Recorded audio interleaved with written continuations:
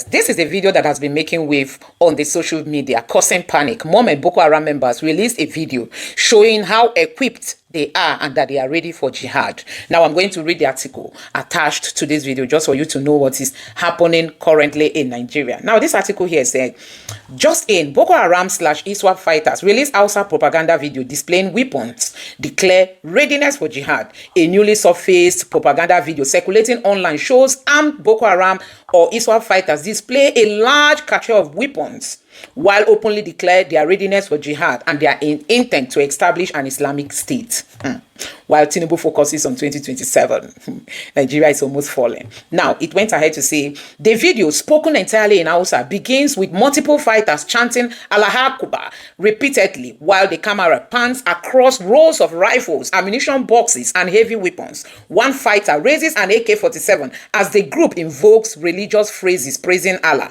A main speaker then boasts about the group's arsenal, stating, look at the weapons of the Mujahideen. These are AK-47, so many of them with plenty of ammunition. We also have anti-aircraft guns. We got them from Nigerian soldiers and from Libya. We are ready for jihad. We will not stop until we establish Islamic State. As he speaks, the video shows numerous assault rifles, belt-felt machine guns, and anti-aircraft weapons laid on the floor, suggesting a significant stockpile. Another fighter followed by claiming the weapons are fully operational and urging others to join their cause, saying, these weapons are clean and in perfect condition. We are prepared to fight the infidels. Allah is with us. Brothers, join the jihad. Hey, this is happening in Nigeria. And it went ahead to say the video ends with more chanting of Allah Akbar and declaring that victory belongs to Allah, while fighters continue displaying their weapons. Security analysts say such videos are a core part of Boko Haram and ISWAP psychological warfare, aimed at spreading fear and demonstrating operational capability and reinforcing their insurgency narrative in northeastern Nigeria. So guys, this is the video. They are displaying that they have enough to start executing their jihad agenda, their Islamization agenda. So guys, this is what is happening, and the APC is interested in 2027 election at all cost. Now, we know that El-Rufai came out saying that the National Security Advisor imported a chemical into Nigeria. They don't know for what reason such a very sensitive, poisonous chemical was, imported into Nigeria. Now, that has led this journalist to write this article. Let me read it out. This journalist is saying something because El-Rufai was invited by the EFCC, and today he went to answer that call. Guess what? People are saying that El-Rufai knew he might be detained. That's why he released that information ahead of him going to the EFCC that there is a chemical in Nigeria. In case if I go there and come out and die the next moment, just know that I've told Nigerians that they imported a colorless, odorless chemical that we don't know the reason for which it was imported. But El-Rufai decided to raise that alarm before answering the call of the EFCC. Now, see what this guy wrote. This guy made reference of Obadiah, how Obadiah died, if you can remember him. Now, see what this is a journalist, and see what he wrote. He said, Obadiah Lafia was invited by the DSS in August 2020 after he alleged that military helicopters were moving ammunition to Kwara, Kogi, Ogun, Benue, Port Harcourt, and the Plateau, distributing it to Fulani bandits stationed in strategic forest. He alleged that the Fulanis are going to launch a civil war by 2022, that they would clear all the villages before they can go into cities, taking out kings and prominent individuals one after the other. Immediately he was released from the DSS, he went down with a mysterious ailment that he never recovered until he died in September 2021. This happened in 2020 and he died in 2021. So guys, and then he went ahead to say the radio station that granted his interview was sanctioned by the Nigerian Broadcasting Corporation to pay 5 million naira and to delete all the interview he had with him from YouTube. It seems some people have knowledge about thallium sulfate and how it is being used, and they are afraid of going to the DSS. So this person is actually saying that El-Rufai is raising this alarm because he knows that this one they are inviting him, maybe after the EFCC, it might be the DSS that will invite him. He raised an alarm that a poisonous substance has been imported into Nigeria, and he doesn't know for what reason it is. So guys, a whole lot is happening when it comes to security in Nigeria. We don't even know where to run to. Now, I'm just going to allow you to take a look at these videos just for you to know what is currently happening in Nigeria. Like you've seen, Boko Haram is daring Tinubu to his face, saying we are ready for jihad. And you know, the funniest thing is that the APC-led government will not take this video seriously. They will not take this video, despite all the killings happening across the country. They won't see this as a threat. They will just go ahead their normal businesses. You must have seen that everything they are doing today is all about politics. Now, in case you don't know, the United States has taken steps to start sanctioning those, you know, individuals who are involved or having links with Boko Haram. See what this headline says. It says, breaking: the United States has frozen the assets and properties of 8 Nigerians accused of having links to the Islamic sect Boko Haram and the Islamic State of Iraq and the Levant. So the United States is now the one taking responsibility when it comes to securing the lives of Nigerians, while the Nigerian politicians are focused on politics. So guys, we are going to see how all this is going to be playing out. Let me know what you think about what is generally happening in Nigeria, considering the fact that we have Nigerian youths who are supporting the Tinubu's government, especially the Igbos, who are seen to have betrayed their fellow Igbos by supporting a government that has not even fulfilled any of their promises. Tinubu say, if I don't give you electricity, don't vote for me if I come second term. And now they are using money to warn Nigerians at this level that insecurity is almost consuming the entire country. Anyway, guys, let me know what you think about all this in the comment section below. Please don't forget to subscribe to the channel and turn on the bell notification for more. Now take a look.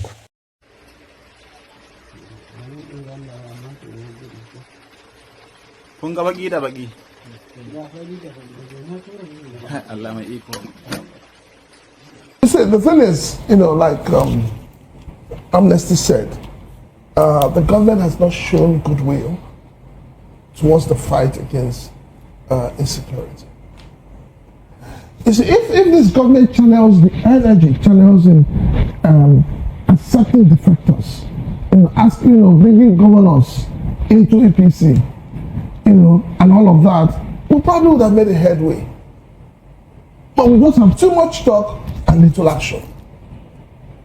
And the people have always been left worse than they were from the outset. So yes, I totally agree. The government has not done enough. The government is not doing enough. I mean, it is in this country, you and I, few days back, that 100 and something people were kidnapped and moved. They were moved from 3 churches into wherever they are being kept. And we're asking, was it that there was just a tunnel created that allowed them to go through the tunnel to the hideout of the bandits or the kidnappers? No police, no army, nothing. Are you not worried about it? Okay. It simply shows you that even as we sit here, you know, analyzing, we're not safe. Anything can happen. Because the police will be very quick to say they want to deny it. They'll tell you it didn't happen. They'll say it didn't happen. Okay. Now, Prince, as we talk about all of this, there's something. If you look at the screen now, we're showing the number of people that lined up to see the president. Number 1 is your governor, your state governor, Hope Uzodinma, you know, who is always there, you know, to say bye-bye and say welcome to the president. But in all of this, okay, look, that's Nyesom Wike. People were saying, look, that Nyesom Wike has been benched, but he's there, you know, seeing the president off to Turkey. So clearly showing that, look, well, there are no cracks in the wall between the president and the minister. But the prince, I know you want to say something, but my question is this. In the president's presence, people are killed. In the president's presence, inflation spikes. In the president's presence, we don't have hospitals, we don't have good roads, we are just trying to survive as a people. Our disposable incomes keep sliding, you know, taking a nosedive. And now the president gets out of the country to go and do one thing on behalf of Nigeria. Nigerians say, oh, he has traveled again. So his absence mean anything to us, because in his presence, we are still in deep problems. Okoro, is this thing not laughable, what you just showed on the screen? Is it not laughable? Is it not showing you how mediocre our leaders have become? We are the ones that elected themselves. No, they didn't. We elected them. You elected them. I didn't elect them. This is the height of mediocrity. This is what we used to do when we were in primary school those days. When the president is driving past, they bring us out and give us flag to hold. This is what adults, this is what fathers of people are doing. Are they not ashamed? Are their family members not ashamed of them? This is a wicked that was running yesterday for his life. People have been on strike for how many days? Over unpaid salaries. I mean, maybe he was running to the airport to go see. It simply shows you. Maybe he was not running away from the strike. It simply shows you that those who call themselves leaders in this country don't have any respect for the Nigerian people. I'm sure you read the press release by Nnamdi about the trip. Did he tell you when Mr. President is coming back? Did he mention it when the president is coming back? It simply shows you that you have leaders who do not care what happens to you. Right. Let's return to the question of the president's absence. His presence and his absence. His absence is not meaning. The president has 8-point agenda for Nigerians: security, food security, employment, all of that. Which one of them can this presidency boast of? All right, that's whether a the big question. president is here or not. Okay, so Nigeria is on autopilot. Right now, the country is on autopilot. All right, thank you very much, Prince Francis Chilaka. Let's take this conversation to Mr. Umar Balasi Emeka. Good morning to you. Thank you. Yeah, good to have you again. The other time we had you here, unfortunately, I think the network did not allow us to have a good conversation, but it's good to have you again. Now, we're talking about insecurity and the president jetting away again after spending about 9 days, first 9 days in 2027. But let's talk about your work with Inter Society. Now, that work, I mean, the story has been all over the place with New York Times reporting what they said, you said. Now, let's give you an opportunity to clear the air on some of those things on this platform. All right, because I understand you've granted interviews in some other places. Now, your work covering insecurity in parts of Nigeria, reporting death and death of Christians in Nigeria. Some have said that was what motivated the American government to bomb Nigeria. How do you react to that statement, and how do you think this narrative will affect the coverage of insecurity in Nigeria, the reporting and coverage of insecurity in Nigeria?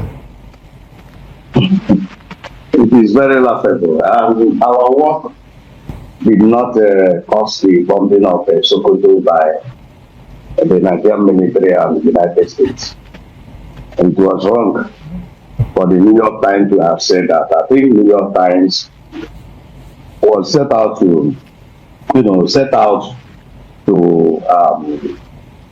discredit an existing data that was built years back, starting from 2009 to date.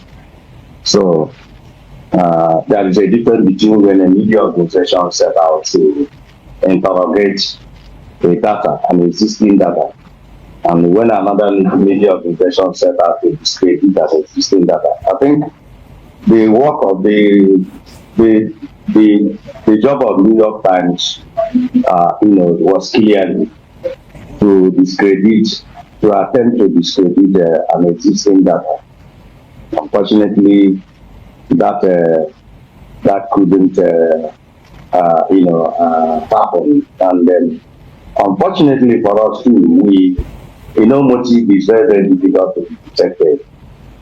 It was after the interview granted to us on 16th of December, after the publication had come out, that we discovered the motive. The thing was well packaged. We didn't know the motive was evil. Having said that, our data on there are so many types of insecurity in Nigeria. In other words, if you are talking about general state of insecurity, which involves a lot, like you just highlighted. But this time around, we are concerned with the insecurity that has to be religious insecurity. Okay, that's your major focus. Major focus. Insecurity, persecution. That is religious persecution. The opposite of religious persecution is religious protection of religious rights or religious freedom. So this time around, we focus on religious persecution. And in that, our report, it included both Christians and Muslims. The summary of the report is that in between 2009 and 2025, we have an established data based on in line with international best practices. Now, 125,000 influences Christians were hacked to date, in addition to 60,000, estimated 60,000 moderate Muslims. They were all killed by Muslim jihadists. So that's the grand finding report. All right, interesting. Do you understand? Yes, absolutely. New York Times came to, we were on our own when they reached out to us. Okay. We resisted. Then eventually they brought in somebody who has been a friend for many years. So we granted them, the interview. So when they came, they pretended, they packaged the whole thing to look at. What do you think the motive of that interview was? What do you think, from your understanding now, what do you think it was? The motive we didn't discover the motive from the beginning. But it was when the publication was made that the motive came out. Motive, even as a criminologist, it's very, very difficult for me to sometimes detect the motive behind a relationship. And in this time around, we discovered the motive after the hacked job. In simple terms, what do you think the motive is or was? Well, the motive was to discredit our data. The motive was to execute a hatchet job. Okay, a hatchet job. Okay, now let's add some credibility to the data collected over time, because you've been doing this for quite some time, from 2009, I believe. Now, the BBC has questioned the collation of your data, the methodology with which you collated that and put out the figures that you put out. Tell us quickly, how you have been able to collate data, how the process of collating your data. With my criminological background, data collection is usually divided into many parts, broadly into two. We have data collected through primary sources. We have data collected through secondary sources. And again, most importantly, pinning them down to a particular, a particular activity, that is a crime. For instance, does it have anything to do with religious crime or religious insecurity? The answer is yes. So we have the two major types of data collection, which I just mentioned. Even in that primary sources of data, you can never be there to witness everything. You are, even if you move to a crime scene, you are going there to be told a story. Okay, that of course brings me to my next question. Do you have people that report? Do you have people that secondary data? Of course. Okay, go ahead with your question. Do you have people that you meet and they tell you, oh, this was what happened, this was how it happened? Do you have eyewitnesses? Do you collect their own information? Of course, all those things are contained in the data you are talking about. Okay. Under primary sources, you have people. We deploy our trained staff and field research assistants who go there. Sometimes I even lead as a criminologist, I lead the investigative team myself. For instance, between November and December, I think so, between November and December, I personally made an investigative team to Ezago in Enugu State and a Hamufu in Enugu State, investigating the role of Fulani, jihadist Fulani herdsmen in those areas, and so on and so forth. The other time, I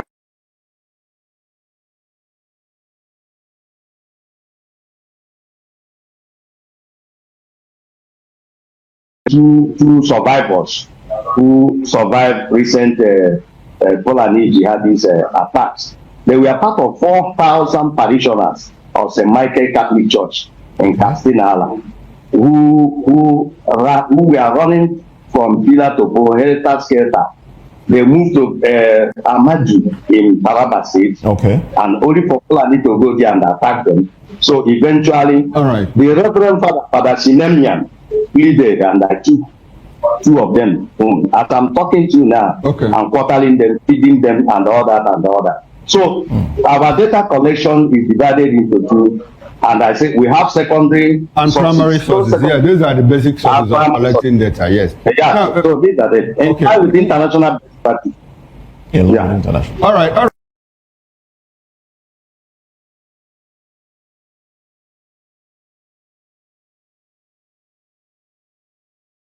And in focusing on religious persecution, from your studies, from the data you have gathered over time, is there a way you can establish, do you have accurate information that will lead to the conclusion that there is something called Christian genocide in Nigeria?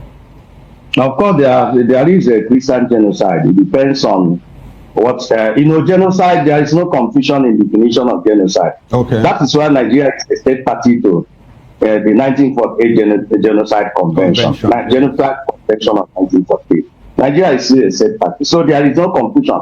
Unlike terrorism, we still have some challenges in universal in finding a common definition of terrorism around the world. But in times of genocide, there is an agreement, global agreement, and Nigeria is still a state party to it. So there is Christian genocide ongoing in Nigeria. That one is established. Okay, when you say there is Christian genocide in Nigeria, what leads you to that conclusion? Is it because Christians are being killed by other people? No, not other people. Christians are big. After all, every person that is killed in Nigeria outside the law belongs to a religion. Okay. If you look at Nigerian government statistics, National Bureau of Statistics of 2023 to 2024, a period of 1 year, the statistics stated clearly, and some say bogosly, that 614,000 Nigerians were killed as a result of insecurity between April 2023 and May 2024. That's Nigerian National Bureau of Statistics report. Okay. You understand? So now we have a report, for instance, in Eastern Nigeria. That one talked about general state of insecurity, the role of armed state actors and role of non-armed state actors in killing people outside the law. You know, we are dealing with established rules and protocols under the United Nations and AU system and under the international law. So we know that. So it's not just about this. All right. It's not just about it. Emeka, why I want us to talk about the issue of Christian genocide is that, look, we have people that say, oh, people of other religion, are also killed. So will it be proper to say there is Christian genocide, there is Muslim genocide? Is that the right thing to say? I don't think there is Muslims are also killed. When you talk of killings on the ground of religion, you also talk of proportional representation and things like that. What percentage of Christians? Okay, so proportional representation. What you are saying is that the number of Christians that are killed are more. Are more. And then the actors, who are the killers? Okay, I'm happy that you brought us to this point. Who are the killers? Who are the killers? Very importantly, who are the killers? So from your findings, which people are doing the killings? For instance, they are most Islamic jihadists. And let me tell you about jihadism. Jihadism is divided into two. Jihadists divided jihadism into two. Okay. They believe that even if it is a land is ruled by Muslims, it's under Muslim rule. Okay. But there are impure, I don't know how to put it, Muslims that seems to be. All right. Land on your thought, because there's another question I want to ask you. I would like for you to land. Okay. Muslims, the land is ruled by Muslims. Okay. But whereby it is found that the people, the rulers and the people over there do not subscribe to Sharia and all that. Then it is the belief of the jihadists that those people, even though they are Muslims, should also be targeted to force them to subscribe to the norm. Okay. Then another one is a land not ruled by Muslims. A land not ruled by Muslims. It is believed that the rulers of the land and their people must be subjected, now these are the two types of people that kill. Okay, now Emeka, in types of jihadism is what I'm saying. The two objective of jihadists. That's what I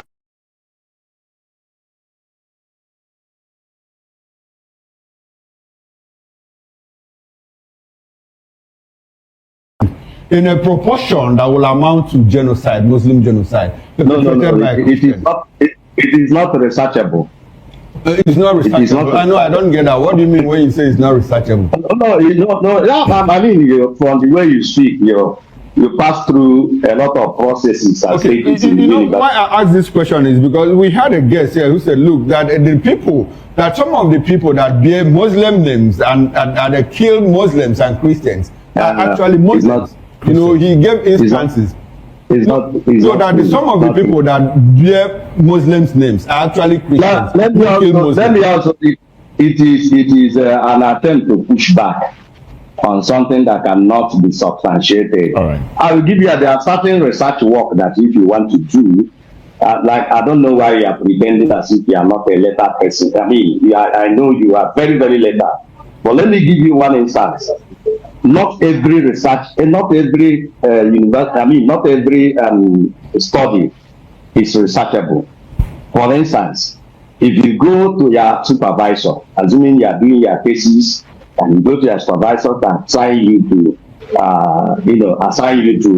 a particular title, and you say, please, Prof, I want to do my thesis on the number of the killings of Hausas by Igbo people in Nigeria. Do you know the report? The reply, the prof is, my friend, we go and choose another topic. It is not researchable. All right then. Thank you very much, Emeka. We'll come back to you. We'll come back to you. We'd like you to just stay with us. Let's get other respondents in as well. We have Comrade Roy Oriabo, who joins us from Benin. Comrade Roy, thank you very much for staying back and for your patience. Well, now let's talk about the narrative where we left off. Now, the narrative of non-Muslims carrying arms. We've seen videos surface online where they would say, oh, if you listen to their accent, the language they speak, the Fulfulde they speak, or the Hausa they speak is not exactly Hausa. It is they have a Igbo intonation. We've seen narratives like that online. I don't know if you've seen quite a few. All right. So what do you make of that narrative that those that are not from the northern part of Nigeria, or those who are not Fulani, are perpetrating some of these killings as well? What do you make of that narrative? Once again, thank you for having me. Let me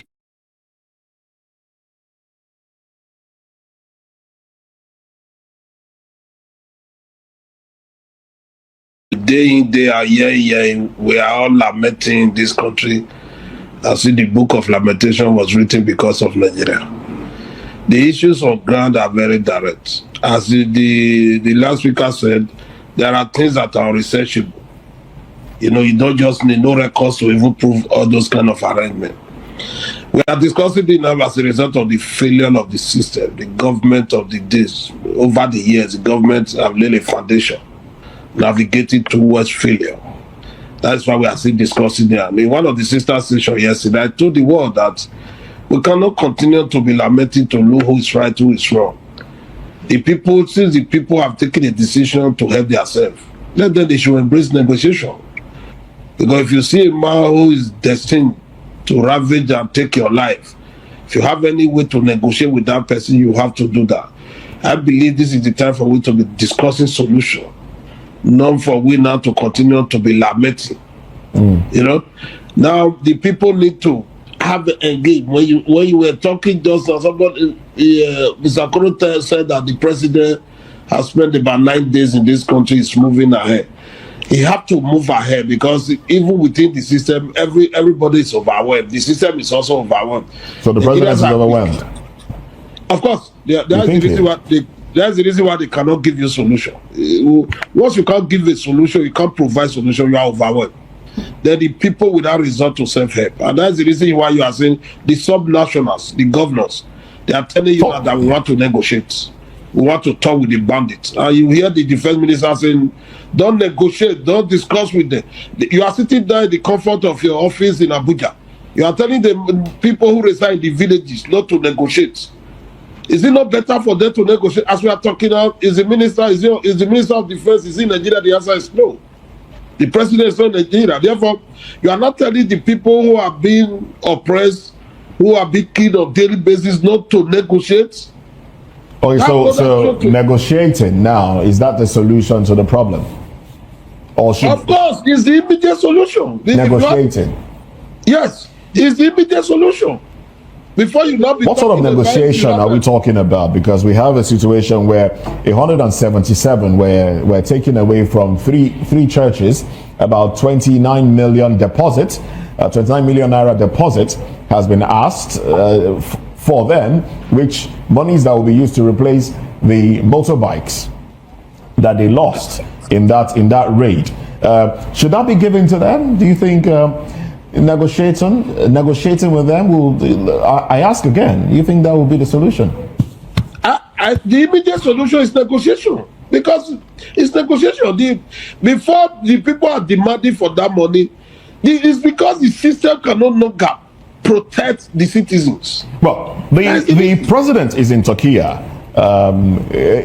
country that we know has military might, and they have their own issues there as well. But the president of Turkey was in Nigeria in 2021, if I remember clearly, where he met with former President Muhammadu Buhari, and we talked about doing some sort of exchange, getting ammunition from them, security, and all of that. And that's exactly why you have the Minister of Defense and the National Security Advisor accompany the president on this particular mission to Turkey.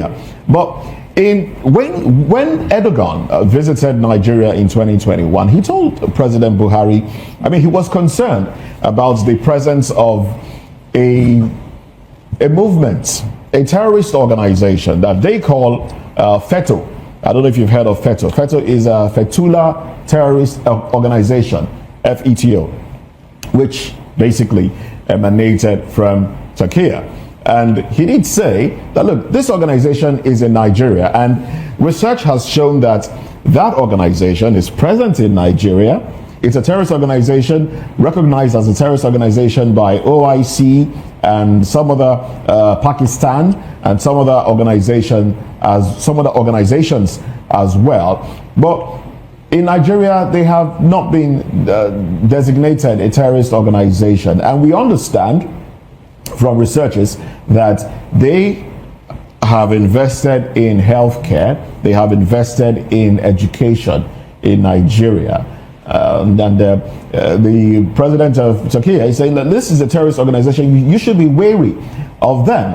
And we are saying, okay, no, we are okay with them because they are not, they are investing in healthcare, they're investing in education. Do you think the president's visit to Turkey this time around will yield any result in terms of fighting insecurity now? As I said I said that we can't continue to be lamenting. At least let us paint a picture of hope. And that's the reason why. Isn't that a picture of hope? Yeah, taking assistance to combat insecurity. That is the reason why I said negotiation. Negotiation is the primary and immediate solution now. Because let us not be bothered. By the time the president is coming back from his travel, he will be well equipped, well enhanced. He can take it to the secondary level.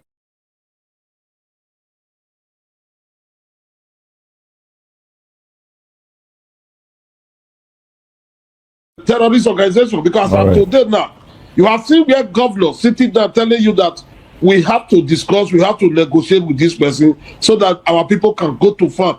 Are you not bothered to sit down and say, why is the governor talking like this? This is a governor who have information, have quality information at his disposal. He's saying it is negotiation that will help us at this material time. You are lad that does not have information. Do you know what it says being a governor? Do you know the kind of information that is available on a daily basis? By seconds, by minutes, is getting information. Then if a governor is telling you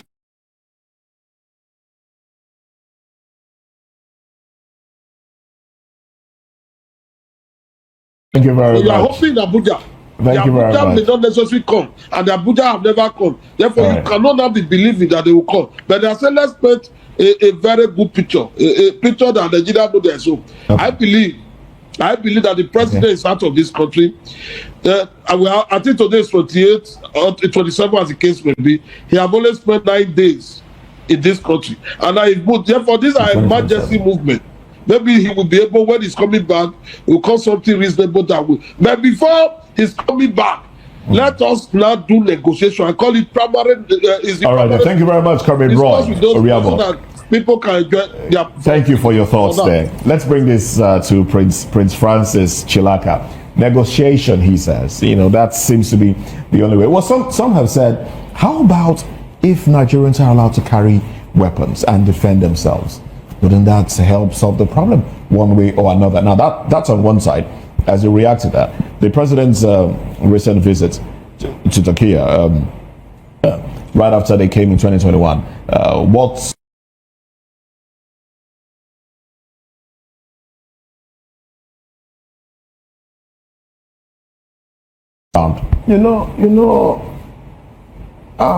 we all have different ways to look at issues.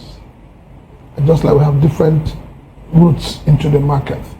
When I hear educated Nigerians say negotiate, we don't seem to try to understand history. Katsina State has been negotiating with bandits. How have they fared? Zamfara State, that much I know, has been negotiating with bandits. There's something about terrorism that we almost understand.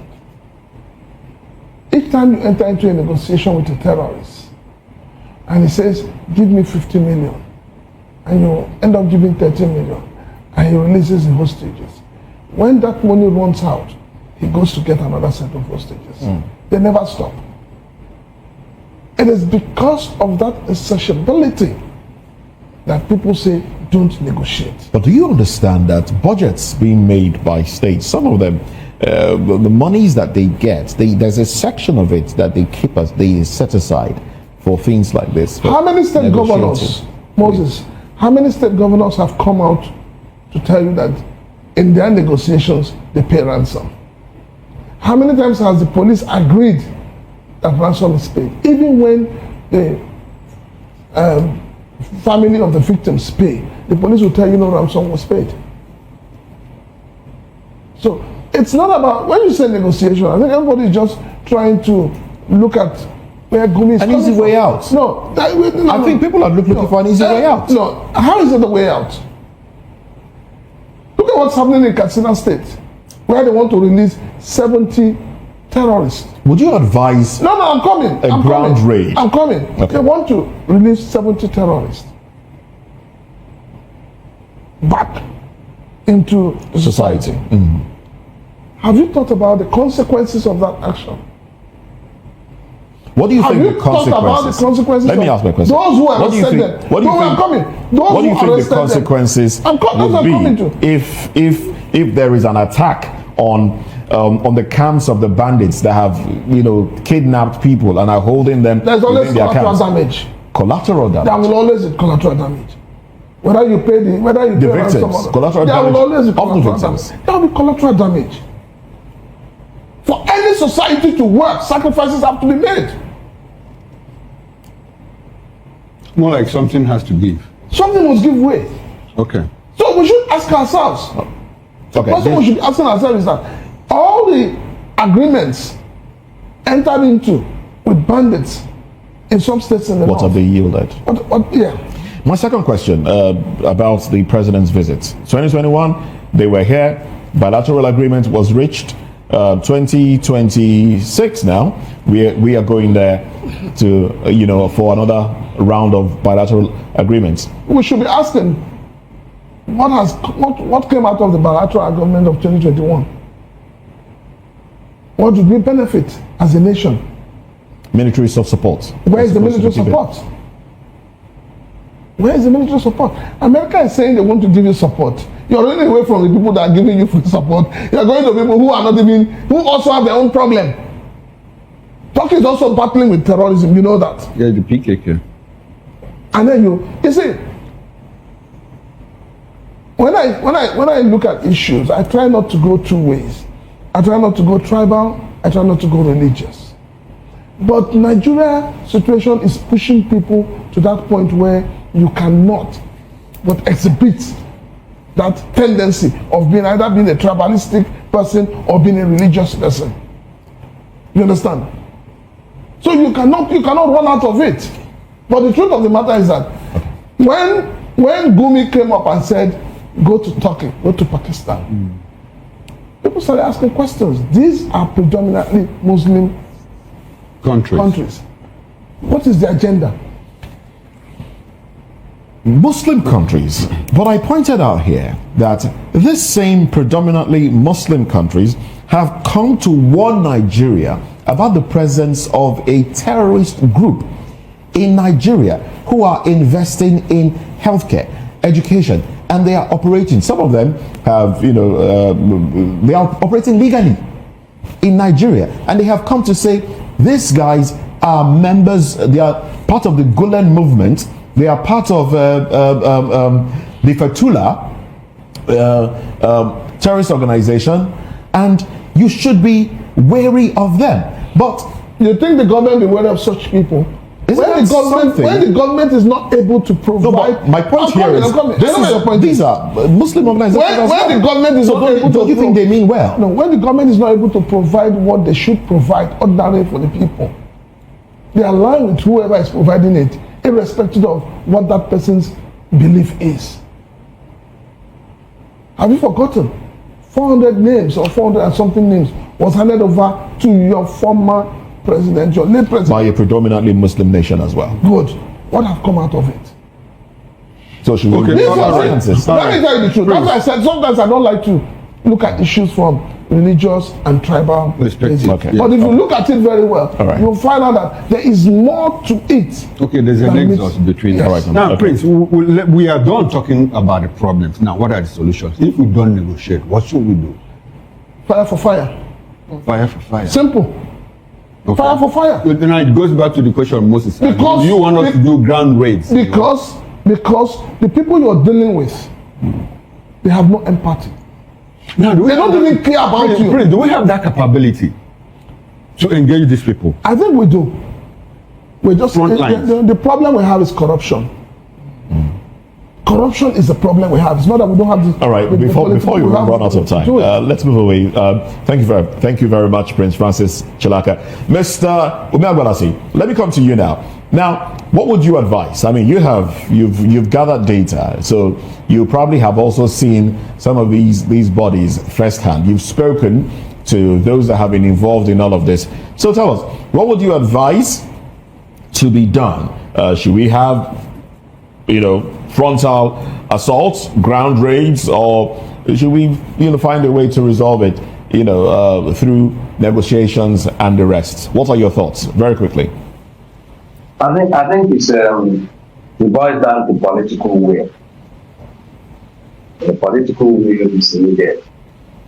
And people have not even bothered to ask a question: how did all this mess, or how did this mess come about, or come upon Nigeria?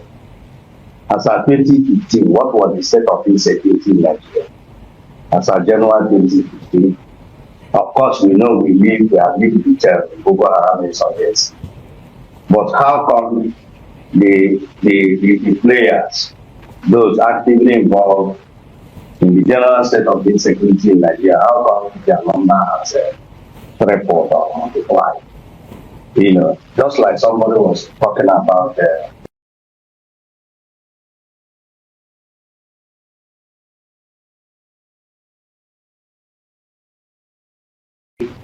we have 3 or 4 terror organizations in Nigeria. I think 3 or 4 or 5. We have Boko Haram, Iswa.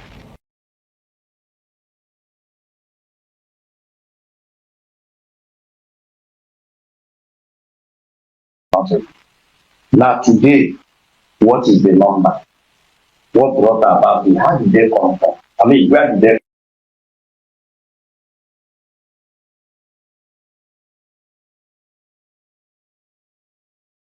and physically operating with linkages or linkage with the territory of Nigeria.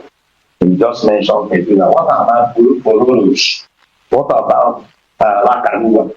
What about Ulo Ulo? And so on and so forth. What about JNIM and many other organizations, many other terror organizations? We are there here before. All right. Is it not correct? Or is it correct to say that Nigeria has become an epicenter? All right. Now, quick one. We were talking about earlier in the day. We're talking about unknown gunmen perpetrating evil in the southeast. Who would you say, from your research, are involved in that? Who are those unknown gunmen? Can we put a name to them? I think the truth of the matter is that there was the unknown gunmen in the east. When we did investigation in general insecurity in eastern Nigeria, we have identified not less than 15, non-state actors or the government state actor link non-state actor and the groups. More than 15 of them. More than 15. For instance, we had some elements, jihadist elements within the rank of Niger Delta, former Niger Delta militants. Okay. I wouldn't like to mention their name. Their leader, for security reasons, we have jihadists running as to.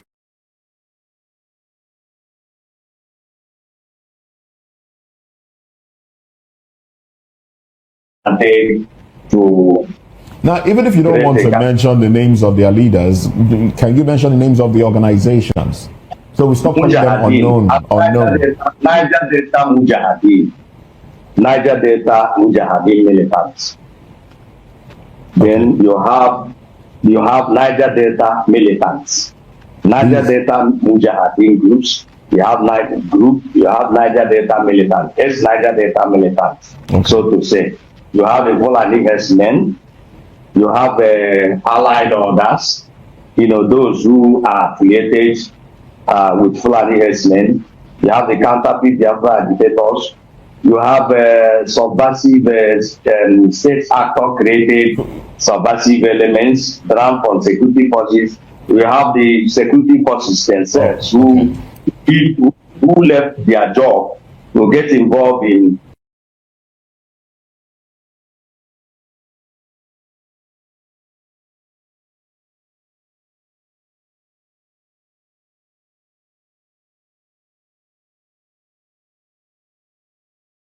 this one that was formed in 2021. Ebubago. Okay. Ebubago also get involved in killing people outside the law. You have the renegades. You have those deviants from the mainstream Biafra. It seems to me like an exhaustive list. I mean, you said 15 of them, and you mentioned quite a lot of names. You have deviants. Let me explain this, very important. You have deviants from the mainstream Biafra agitating body. For instance, IPOB, you have IPOB deviants. Okay. When you give a man, one thing is to give a man a AK-47 assault with munitions. Another thing is to put that man under check. If you fail to put him under check, then you have settled him. He did boy to you, and they have settled him because with that AK-47, he knows how to purchase weapons. You understand? He can use that weapon to get involved in kidnappings. He can transform that AK-47 and his enclave into kidnapping. All right then. Thank you very much. Like that. We are out of These are players who are involved in general insecurity. We are out of time. And many others. Okay. Thank you. We are out of time. But one more question. 1 minute before you go. You were described as a screwdriver seller. How does that make you feel? Everybody has a beginning. Yeah, I'm a screwdriver salesman in Onitsha. Okay. But with his swag. With swag? Maybe from there. I like that. With his swag. Okay. So maybe from there. I've got my master's degree I've got my first degree and all that. So everybody has a degree. So I accept that. I accept that. That's what I want. Beautiful. Thank you very much. It is different from saying that I am a criminal or a kidnapper or this. That means I have a lawful means of livelihood. So I accept that. All right then. So personally, I'm not happy. I'm not joking. I am not just happy. Because if you know what these people have done to Nigeria, they have destroyed our life, they have destroyed our economy, they have destroyed our respect all over the world. What kind of thing is this? Every day, these people keep demarketing Nigeria as if there's nobody here. What kind of thing is this? This man that is talking now, Gumi, in Saudi Arabia, they declared him persona non grata, Mosisi. That is the seat of the Islamic world. But here in Nigeria, this man is behaving as if he owns Nigeria. Please, is that something that should give you some cheer? That a man is talking like this, giving us an ultimatum against terrorists and all that. In a country that you call a sovereign state, terrorists are here dictating the... Look, there are things you don't even need to talk about. When Donald Trump said that we're a disgraced country, I now realize what he meant. No country what he saw can tolerate this type of nonsense. Seriously. And people are here. They're blaming Donald Trump for whatever. Are you serious? The man is so annoyed that he had to come in by force. And Nigerian government and their ability, they are just there. If they have done the needful, will Donald Trump enter here? Why did he go to Ghana? Why did he go to Ghana? Very embarrassing situation that Nigeria have lost everything. We are not worth a penny now before the international community, and you are calling yourself a giant of Africa. In economy, in politics, in infrastructure, nothing. In democracy, nothing to show the whole world. And you are seeing here clapping. One man was making noise that he is growing the fastest political party in the whole world. I said, look at that. Look at that. The fastest political party in the whole world. Are you serious? What about the fastest growing economy in the whole world? The political party. Are there not people that are running into your party to save their head from EFCC for the crime they committed? Is there any other reason? Mention one person that entered APC that doesn't have a skeleton in their cupboard. Please mention one person. Let us start from there. That somebody will come into Nigeria, into America, and take part of America and sack the people there and take over the place. Can such a thing happen? When was the last time we had a bad suicide bombing? It hasn't happened. But it's happening here, and you are living with it. And you are still trying to give me excuses here. Barrister, nobody is giving you are trying to do that, and I will not agree with you. America, Donald Trump is putting America first. With this kind of behavior, look, no country dare touch America. Donald Trump, that DT, it means don't touch. Don't touch. DT. You're basically campaigning. I am telling you, I swear to God, if I have the power, Donald Trump, I will do more than him. Okay. Because this world will need a disciplinarian, because everybody is going gaga. Look at what happened in Tanzania. Because of election, one woman carried all the opposition and clamped them into detention. Is that democracy? Please tell me. Is that democracy? Such a place needs a disciplinarian to teach them a lesson. That's what I'm saying. These people that are disturbing us here, giving us ultimatum that if we Christians don't convert to Muslims, all of them will die, or they will be paying them due. This kind of thing, is it not annoying? Okay. If you have a government, we don't behave like that. We don't behave like that. Let's touch on a few other headlines, still from first. Is that Donald Trump threatening the whole world or some selected countries because of what they are doing? The whole of Latin America is powered by cocaine trade. The whole of Latin America, cocaine is their main trade. And Donald Trump said, look, you are shipping this into my country. And it's affecting. It's affecting my youth and everybody. Yes, we don't want it. How else will he? Do you think Donald Trump is like Nigeria? Who will see terrorists strolling into Nigeria from wherever and you won't talk? No, tell me. So please, I like what the man is doing. Whether, yes, it may not be right in international law, but he is doing something to protect his people. Look, There is nothing as good as when a president says something and he follow it, especially during his inauguration. He said America first. Mr. Okoro and Moses, please, with what Donald Trump is doing today, can any terrorist, no matter how drunk he is, enter America to mess up? Well, they still have their own internal issues. Leave internal matter, please. Psychopath, yes, there are people that are angry and all that. That one is I said terrorists, like we have in Nigeria, who will come in here and say... Do they have ungoverned spaces? I don't think they do. There are wide... No, there are issues on spaces. Which one do you mean by government spaces? All this defense is not enough, please. All this defense is not enough. No, it's not defense. We're having a conversation. Yes, I know. Look, there are wide life in America, wide spaces that are nobody. Are you getting on? Yes. But the fact remains that no terrorists can enter America and last for 24 hours. Two of us. No matter how powerful Donald Trump or any American president may be, he will never be like Adolf Hitler. Well, some will argue that he's getting there. Yeah, no, he will never. Some will argue that he's getting there because he's been doing everything on check. I mean, the Senate and the House of Rep in the U.S. they are politically a Republican House of Assembly. Leave politics alone. Donald Trump is trying to bring sanity in a troubled world. Every rogue government in the whole of this world should watch it. So who checks him now? For what now? For what? He's doing a good job. That is the same thing God brought Jesus Christ and Moses to do. When Pharaoh was becoming whatever, is it not Moses that God sent to go and deal with him? So God will always bring somebody to deal with a bad situation at any point in time. Well, with the statement, that's not just a statement of that's a fact. Power corrupts. Absolute power corrupts absolutely. Yes, that is, the world is giving Donald Trump, some will argue, an absolute power which will corrupt him absolutely. The US Parliament is more powerful than Donald Trump. Not this current Parliament that they're all afraid of Donald Trump. Remember, you have the Democrat and you have the Republican. Is Donald Trump commanding all of them?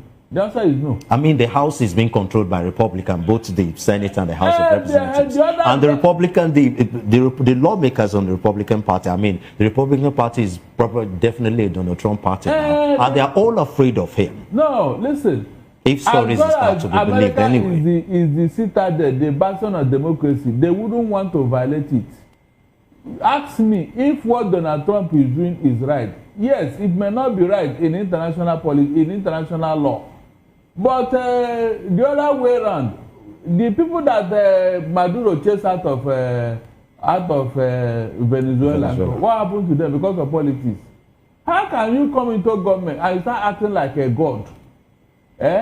No, tell me. Is that exactly what Donald Trump is doing now? He's acting like a god right now. Did Donald Trump will chase anybody out of America because he's powerful, because of the politics he's playing? Well, it is a high-handedness in the immigration system. It's like chasing people out of America. Solomon, we need a Donald Trump to checkmate these terrorists. I'm telling you, if there is no Donald Trump, they will overrun this world, and one day you and I will be in trouble. Didn't you hear what Israel said the other day, that all Christians must convert to Islam, or else they will be killed, or they will start paying them tax to save their head? What kind of arrogance is that, please, for God's sake? No, tell me, will Donald Trump tolerate such a nonsense? We are talking of a very serious matter here. What these people are doing and what Donald Trump is doing, which one is worse? Can't you think of all these things? These people have turned this world into something else. So guys, this is what is happening in Nigeria. It's really so pathetic that the country is going down under the Tinubu-led administration. Nigerians cannot continue to have a leadership that is not even responsible, that is not even ready for its people. Enough of the mess that we are having in terms of leadership in Nigeria. There is no leadership on ground. People do not care about the survival of Nigerians. They don't care. It's all about them. It's all about what they get, the Tinubu's government does not care how the ordinary Nigerian survives. It's not, it's just about them. They don't care about the ordinary people. And that is why Nigerians must come together to team up to say enough is enough in the next election. How do you have a country where Boko Haram releases video to start jihad and there is no emergency? People like Ribadu do not even sense it to be a national threat. But if somebody comes out now to say IPOB, they see you as a national threat. So guys, a whole lot is happening in this country and Nigerians must really come out to say enough. Even as we are demanding for the mandatory transmission of electoral results here, election results, we also have to demand that the APC stops, playing Nigerians as if they don't know anything. Stop it. Nigerians are going through a lot in this country. I mean, Nigerians are going through in this country. These people do not care. It's not a matter of whether it's a southerner. People were thinking, okay, Buhari was the one in charge. When Buhari leaves, things will get better. But you can see that it's not a matter of having whether it's southerner. Once you are in APC, your brain stops working. Look at the level of insecurity. Bola Dane has now gone hiding. He's no longer moving from one television house to the other to debunk the Christian genocide. You can't cover what everybody sees as, as something happening. I'm just wondering, how did we get here, guys? How did we get here? Now, somebody's saying supporting Tinubu is a sign of madness. Supporting Tinubu is a sign of madness. Supporting Tinubu, despite his failure, should be treated as a crime against humanity. I mean, supporting Tinubu, Nigerians are saying supporting Tinubu is a crime. Supporting Tinubu is a crime. Only half of federal projects tracked were completed. Only half. 471 never seen started. Can you imagine? Victoria, Lagos construction, 1,000 bed mental health rehabilitation center. Reason Sanwo-Olu decided to build more hospital for them. Hey God. So guys, you can see. So somebody saying that supporting Tinubu is a sign of madness. That's why Sanwo-Olu is building more hospital for mad people. Have they even completed it? Every project under the APC-led administration is entering voice me. I mean, it's entering voice me. Now, this man say, honestly, Igbos deserve better. I believe that cute injustice and marginalization led to quest for a better country where the future of our children is perfectly guaranteed. This AI video speaks volume. Will Nigeria ever get it right for Igbos? This is the big question. So, guys, you know that Odumeje has come out to say he rejected the offer by City Boys because he wants a better Igbo land. You cannot be taking oil from Ali Igbo and then you are not paying attention to Ali Igbo. You cannot be taking our oil and then you just sideline us. Under the Buhari's government, they built railways. Nigerians, I come in peace. They built railway. They even took part of it to Niger. Niger Republic, you are drilling oil from Imo State. You are drilling oil from Abia State. You are drilling oil from Igbo State. And we don't have anything to boast about. An Igbo man brings his container. Recently, they say, okay, part of the port services should be dispatched to other ports locations, like in River State, in Akwa Ibom or Calabar. The Lagos State resisted it. The Igbos should be going through hell. Now, people come out to boast and say Lagos is the one feeding the entire country, the GDP. The oil companies drilling oil in Alibu have their offices in Lagos. You drill the oil from the people. You take everything to Lagos. You pay your taxes in Lagos. You leave the Igbos like that. So, guys, is it not time to just balance this equation? Is it not time to listen to the cry of Nnamdi Kanu, sending him to jail? How does that help you? Sending Nnamdi Kanu to jail. How does that help the Tinubu's government? So guys, I don't know what you make of all this. Let me know your thoughts in the comment section below. Thank you.